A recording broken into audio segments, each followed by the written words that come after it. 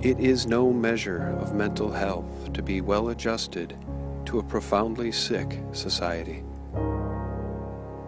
I'm having a hard time biting my tongue. As the world teeters on the edge of a financial debt tsunami and a nuclear ecological Armageddon, I remain 100% in awe by the fact that most of my friends, neighbors, and colleagues, people with whom I work on a daily basis, intelligent professionals, appear to be completely unfazed, in fact, completely oblivious to the horrifying events now unfolding globally. I spent countless hours on multiple conference calls recently with professionals around the country. Fortune 100 folks from New York City, from the Midwest, and from LA. At no time during the entire week did any single person on those calls make any mention of the horrifying tsunami or the current nuclear nightmare unfolding in Japan. No mention of the possibility of radioactive fallout reaching our own shores or the lack of availability of potassium iodide across our nation. Not one person mentioned the death blow to the Japanese economy, the third largest economy on the planet. No mention of the collapsing dollar or the impact that all of this is bound to have on our own economy and future food prices. Where is the empathy, the compassion, the concern for humanity? Or even on the most basic level, where is their sense of self-preservation?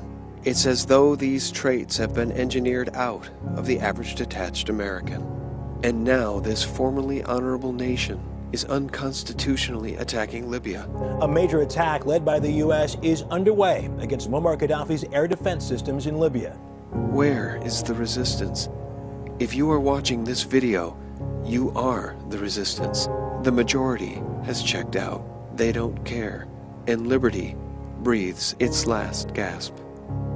The hour is getting very late, my friends, but do Americans even know it?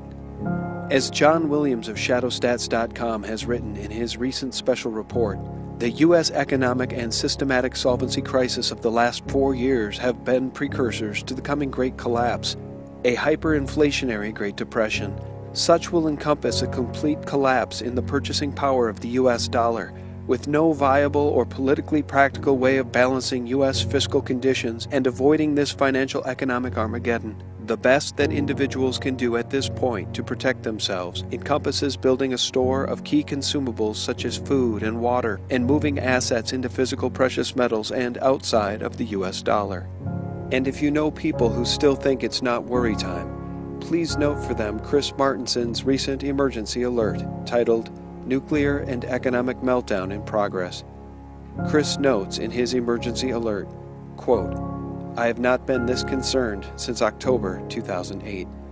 Chris writes, "This alert warns you that major world-changing events are now underway and that your personal preparations for an uncertain future should either be completed or take on a new sense of urgency."